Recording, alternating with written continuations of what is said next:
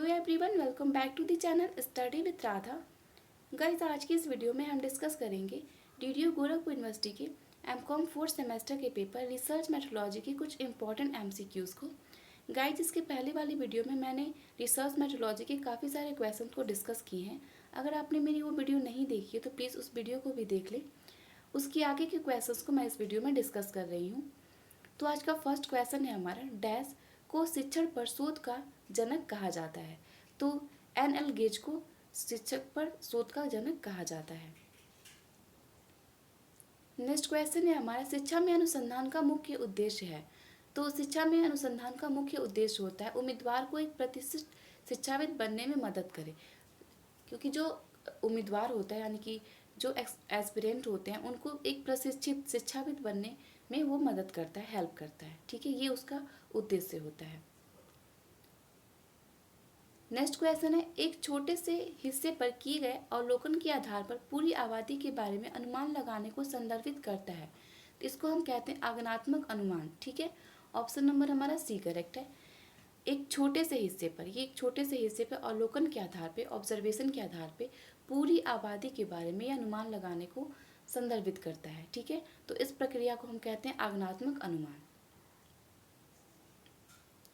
Next question है, प्रतिचयन फायदेमंद है क्योंकि यह डैश है। तो क्योंकि यह समय बचाता है और दूसरा है पूंजी की बचत में मदद करता है, यानी कि ये टाइम को भी कम टाइम कंज्यूम होता है इसमें और कॉस्ट भी कम लगती है। तो ये दोनों ही इसलिए ये फायदेमंद है। ठीक है,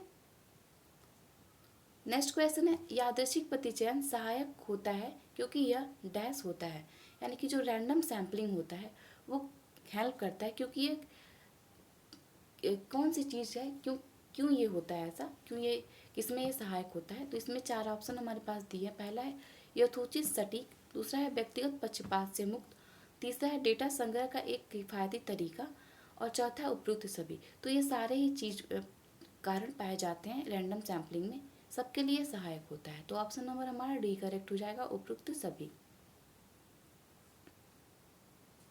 क्योंकि जो रैंडम सैम्पलिंग होती है वो ये सटीक होती है और सबसे इम्पॉर्टेंट बात इसमें ये होती है कि ये व्यक्तिगत पक्षपात से मुक्त होती है। इसमें किसी भी तरह के बायसेस नहीं होते हैं, पक्षपात नहीं होते हैं। नेक्स्ट क्वेश्चन है, टिपिट टेबल डैश को संदर्भित करता है।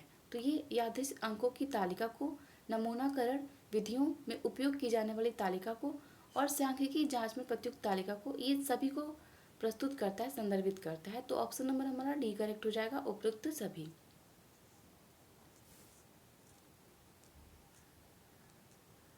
नेक्स्ट क्वेश्चन है, प्रकार 1 त्रुटि तब होती है जब शून्य परिकल्पना सत्य होते हुए भी अस्वीकृत हो जाती है। तो टाइप 1 एरर होता है अगर जो हमारा जीरो हाइपोथेसिस, शून्य हाइपोथेसिस होता है वो सत्य होते हुए भी उसको रिजेक्ट कर दिया जाता है। तो उस टाइम हम कहते हैं कि ये हमारा टाइप ए एरर है। ठीक है,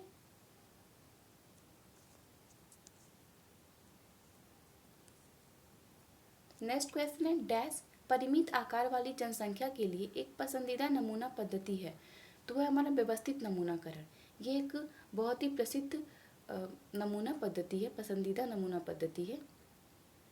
नेक्स्ट क्वेश्चन है, अनुसंधान एवं विकास देश के विकास का सूचकांक बनाता है। इस कथन से संबंध में निम्नलिखित में से कौन सा कारण सत्य है। तो यहाँ पे जितने भी कारण दिए हुए हैं सारे ही सत्य हैं। पहला कह रहा है हमारा, क्योंकि अनुसंधान एक विकास, मानव विकास को लक्षित करता है, ये बिल्कुल करेक्ट है। दूसरा कह रहा है, क्योंकि अनुसंधान एवं विकास किसी देश के लोगों को जीवन स्तर में सुधार ला सकता है, उनकी लाइफस्टाइल में सुधार ला सकता है, ये भी करेक्ट है। सी कह रहा हमारा, क्योंकि अनुसंधान एवं विकास किसी देश में प्रचलित वास्तविक आर्थिक और सामाजिक परिस्थितियों को दर्शाता है। तो ये सारे ही ऑप्शन करेक्ट हैं। तो ऑप्शन नंबर डी करेक्ट हो जाएगा, उपयुक्त सभी। नेक्स्ट क्वेश्चन है, निम्नलिखित में से कौन सा रिपोर्ट लेखन का एक अनिवार्य तत्व नहीं है। तो अनुसंधान, क्रियाविधि, संदर्भ, निष्कर्ष, इनमें से कोई भी नहीं है। ठीक है, तो ऑप्शन नंबर डी करेक्ट हो जाएगा। नेक्स्ट क्वेश्चन है, परिकल्पना का परीक्षण एक डैश है। तो ये अनुमानित आंकड़ा है। ठीक है, नेक्स्ट क्वेश्चन है हमारा, सेम क्वेश्चन रिपीट हो गया है। परिकल्पना का परीक्षण एक है, तो ये अनुमानित आंकड़ा है, मैंने अभी बताया। नेक्स्ट क्वेश्चन है, क्या अन्वेषणात्मक अन्वेषण के लिए प्रक्षेपी तकनीकों को लागू करना संभव है। तो हाँ, ये बिल्कुल संभव है, तो ऑप्शन नंबर हमारा ए करेक्ट हो जाएगा। हाँ। नेक्स्ट क्वेश्चन है, शोध करने का उद्देश्य क्या है? तो शोध करने का उद्देश्य ये होता है कि सबसे पहले हम समस्या की पहचान करने के लिए करते हैं कि एक्चुअल में प्रॉब्लम है क्या, ठीक है। उसके बाद समस्या खोजने के लिए, तो ए और बी दोनों ही करेक्ट हो जाएगा। पहले समस्या की पहचान की जाती है कि एक्चुअल में प्रॉब्लम क्या है, उसके बाद उस प्रॉब्लम का सोल्यूशन ढूंढने के लिए किया जाता है, ठीक है। तो शोध का उद्देश्य यही होता है। नेक्स्ट क्वेश्चन है, गुणात्मक डेटा एकत्र करने के लिए कौन सी विधि लागू हो सकती है? तो इन सब में जो हमारी कलाकृति है वो भी हो सकती है, लोक, मीडिया, उत्पाद, ये सारे हो सकते हैं।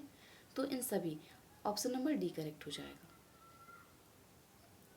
नेक्स्ट क्वेश्चन है, निम्नलिखित में से कौन सा गैर संभाव्यता नमूनाकरण है? तो स्नोबॉल सैम्पलिंग जो होता है वो गैर नमूनाकरण होता है, गैर संभाव्यता होता है, नॉन प्रोबेबल होता है। तो ऑप्शन नंबर हमारा ए करेक्ट हो जाएगा, स्नोबॉल, ठीक है, क्योंकि नॉन प्रोबेबिलिटी सैम्पलिंग का एक तरीका होता है, एक प्रकार होता है। नेक्स्ट क्वेश्चन है, समूह साक्षात्कार में डैश होते हैं? तो एक साक्षात्कारकर्ता और एक से अधिक साक्षात्कारकर्ता, क्योंकि यहाँ बात ही हो रही समूह साक्षात्कार के, यानी कि जब ग्रुप इंटरव्यू होता है तो उसमें एक इंटरव्यूअर और उससे अधिक भी हो सकते हैं।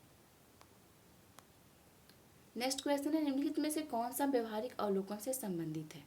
तो अशाब्दिक विश्लेषण, भाषाई विश्लेषण, त्रिविमीय विश्लेषण, ये सारे ही इसमें संबंधित है। तो ऑप्शन नंबर डी करेक्ट हो जाएगा।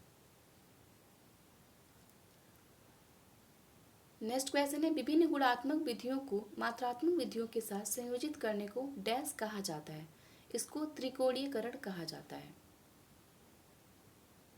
नेक्स्ट क्वेश्चन है, मल्टी स्टेज सैम्पलिंग एक है? तो मल्टी स्टेज सैम्पलिंग जो होती है वो संभाव्यता नमूना चयन होता है, यानी कि प्रोबेबिलिटी सैम्पलिंग मेथड होता है ये।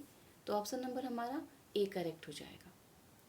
नेक्स्ट क्वेश्चन है, निम्नलिखित में से किस अनुसंधान पद्धति में हेरफेर और चर का नियंत्रण और नमूने का यादृच्छिकरण बुनियादी आवश्यकताएं हैं?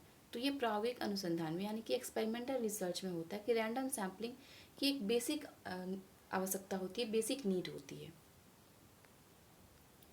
नेक्स्ट क्वेश्चन है, निम्नलिखित में से कौन सा गुणात्मक अनुसंधान की मुख्य विशेषता है? तो सकारात्मक धारणाओं और डेटा विश्लेषण से बचें, ये जो होता है इसकी मुख्य विशेषता होती है। नेक्स्ट क्वेश्चन है, अनुभवजन्य शोधों में निम्नलिखित में से किस पद्धति का उपयोग किया जाता है? तो वैज्ञानिक विधि का उपयोग किया जाता है, साइंटिफिक मेथड का उपयोग इसमें किया जाता है। नेक्स्ट क्वेश्चन है, किस अनुसंधान पद्धति में स्वतंत्र चर का हेरफेर और बाहरी चरों का नियंत्रण न तो संभव है और न ही वांछनीय है? तो ये कार्योत्तर विधि में है, क्योंकि कार्योत्तर विधि में क्या होता है कि ना ही इसमें स्वतंत्र चर में हेरफेर हो सकता है, कोई मॉडिफिकेशन नहीं हो सकता है, और ना ही इसमें यह संभव है कि बाहरी चरों का नियंत्रण न तो संभव और ना ही ये वांछनीय है, ठीक है। नेक्स्ट क्वेश्चन, निम्नलिखित में से किसमें अनुसंधान की पद्धति और प्रक्रिया दोनों में अधिक लचीलापन है? तो ये नृवंश विज्ञान और घटना विज्ञान में है, ठीक है। नेक्स्ट क्वेश्चन है, शोध की किस प्रकार की रिपोर्टिंग में व्यक्तिगत और प्रासंगिक संदर्भों की अनुमति है? तो ये नृवंश विज्ञान और अनुसंधान में है। नेक्स्ट क्वेश्चन है, शोध की निम्नलिखित में से किस पद्धति में प्राकल्पना स्पष्ट होने के बजाय आमतौर पर निहित होती है? तो ये ऐतिहासिक विधि में होती है, हिस्टोरिकल मेथड में होता है ऐसा। नेक्स्ट क्वेश्चन है हमारा, सांस्कृतिक नृविज्ञान का अध्ययन करने के लिए मुख्य रूप से किस शोध पद्धति का उपयोग किया जाता है? तो इसमें प्रतिभागी अवलोकन का उपयोग किया जाता है।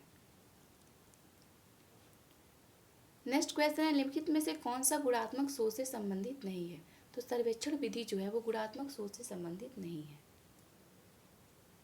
नेक्स्ट क्वेश्चन है, प्रायोगिक अनुसंधान का लक्ष्य है तो चर के बीच संबंध स्थापित करना।